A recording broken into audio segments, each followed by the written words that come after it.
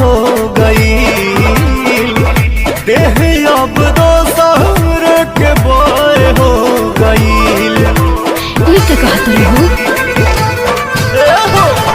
लागत बियाह तोहर तय हो गई देह अब दोसर के बाय हो गई। झूठा हवे बतिया तू सुनाए संगतिया लागे केहू भरले बाबे का सचो झूठा हवे बतिया तू सुनाए संगतिया लागे केहू भरले बाबे का। कि जब से साड़ी पके फोटो भेजले बड़ुए जान कि जब से साड़ी पके फोटो भेजले बड़ुए जान।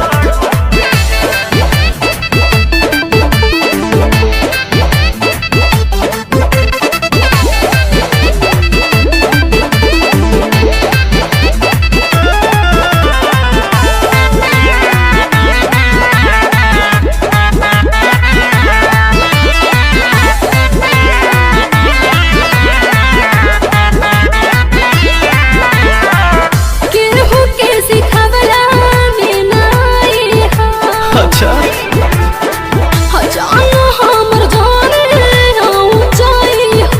अरे हम एकदम डिस्टर्ब बनी। सुना हम कैसे विश्वास तुह पे करी जब हमारा होइए नहीं पूजारी।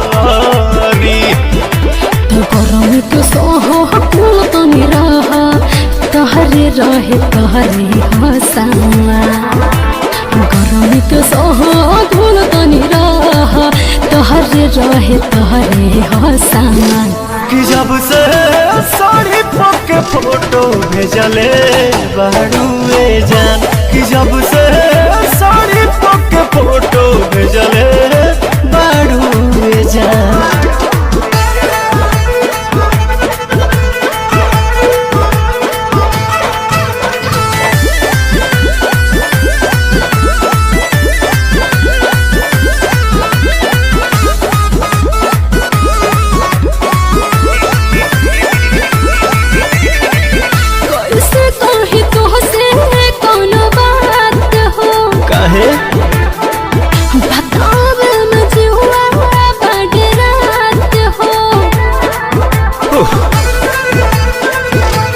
सुना बात तनी खोल के बताओ